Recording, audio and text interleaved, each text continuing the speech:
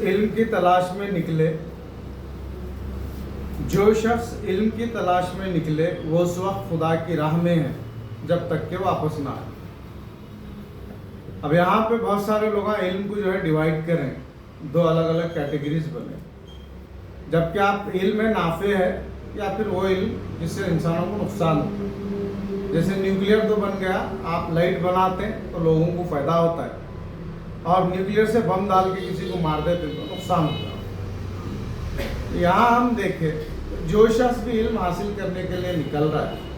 وہ اس وقت خدا کی راہ میں ہے۔ تو کتنا بڑا اعزاز ہے کہ الحمدللہ ایک نوجوان، ایک انسان جو ہے علم حاصل کرنے کے لیے نکلتا ہے،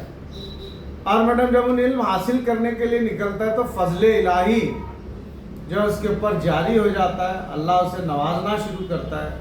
اور کیا کہا جا رہا ہے، جو شخص علم کی تلاش میں نکلے وہ اس وقت خدا کی راہ میں ہے۔ یعنی جو بھی ہم کام کر رہے ہیں خدا کی راہ میں رہتے ہیں تو ظاہری بات ہے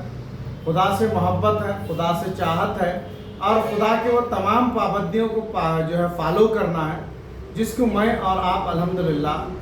شریعت کے نام سے جانتے ہیں۔ اسی طرح دوسرا جو نقطہ ہے، یہ جو شریعت کے نام سے جانتے ہیں، ان پہلوؤں کو اگر آپ دیکھیں گے تو جب بھی ہم خدا کی راہ میں رہتے ہیں تو ہمارا کردار ٹوٹلی بدل جاتا ہے۔ کردار اس لحاظ سے بدلتا ہے کہ ہم کوئی کام کرنے کے واسطے نکلتے ہیں تو ڈیڈیکیشن ہمارا 100% ہو جاتا ہے، کمٹمنٹ ہمارا 100% ہو جاتا ہے، اور کسی چیز کو سیکھنے کی آنیسٹی جو رہتی ہے وہ نیکسٹ لیول پہ چلے جاتی ہے، جس کا بینیفٹ یہ رہتا ہے کہ آپ کے اندر کریٹیو آئیڈیاز یا آپ کے اندر کریٹیوٹی پیدا ہو۔ تو علم حاصل کرنے کے لیے جو شخص نکل رہا ہے وہ خدا کی راہ میں ہے۔ اس کے بعد نیکسٹ جملہ جو اس کے اندر کنٹینیوشن کا ہے، راہ میں ہے جب تک کہ وہ واپس نہ آ جائے،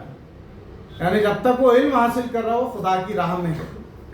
اب یہاں ہمارے کو سمجھنے کی ضرورت ہے، وہ چاہے کوئی بھی علم ہو جو ہم کو خدا سے جوڑ رہا ہے، اور جو خدا کی جو پابندیاں ہیں، جو شریعت ہے، اس کو فالو کرنے لگا رہا، اس کو کراس کرنے نہیں لگا رہا، تو سمجھیے آپ کامیاب ہو گئے، آپ جو ہے آپ کی مرادیں پوری ہو گئیں، آپ کا جو ہے مقصد آپ کا حاصل ہو گیا۔ اس پہلو سے جو بھی ہم علم حاصل کرتے ہیں، یہ ہم سوچنا ایز اے انجینئر کہ آج میں یہ جو علم حاصل کر رہا ہوں انشاءاللہ اس انجینئرنگ سے میں کئیوں لوگوں کے لیے آسانیاں پیدا کروں گا، کہ راستے بھی بنوں گا تو اس لحاظ سے کہ ان راستے پہ سے جب تک لوگ گزریں گے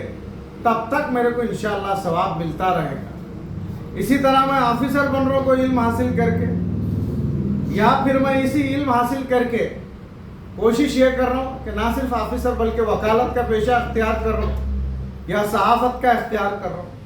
تب بھی مقصد یہی ہے کہ یا اللہ تیرے بندوں کے ساتھ جو ناانصافی ہوتی ہے میں ان کے ساتھ انصاف جو ہے دلانے میں اپنا رول کروں۔ یہ نظریہ جب ہمارے اندر آتا ہے تب علم حاصل کرتے سے یہ جو ہمارا مقصد ہے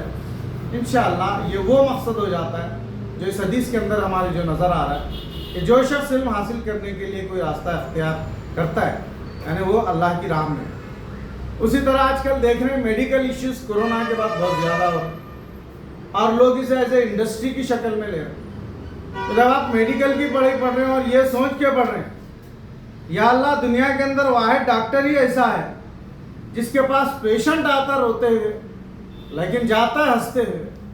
آتا ہے تکلیفوں کے ساتھ، جاتا ہے صحت کے ساتھ، آتا ہے کرب کی حالت میں کہ جان بچ جائے مولا دعا کرنے کے واسطے،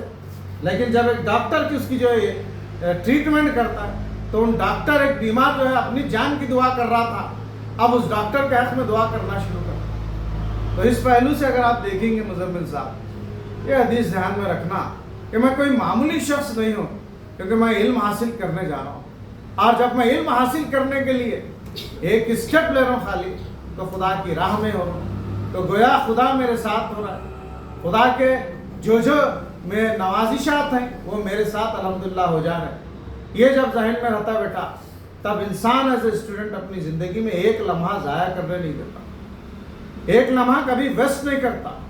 یہ سوچتا ہے کہ یہ علم کے ذریعے میں انشاءاللہ لوگوں کے کام آ کر خدا کی خوشنودی حاصل کروں گا۔ یہ نظریہ اگر آپ کے اندر آیا تو آپ کا کیریکٹر، آپ کا کردار بدلتا ہے۔ اسی لیے کہا جاتا ہے علم تو وہ ہے جو ایک انسان کو اعلیٰ انسان، بہترین انسان بنا دے،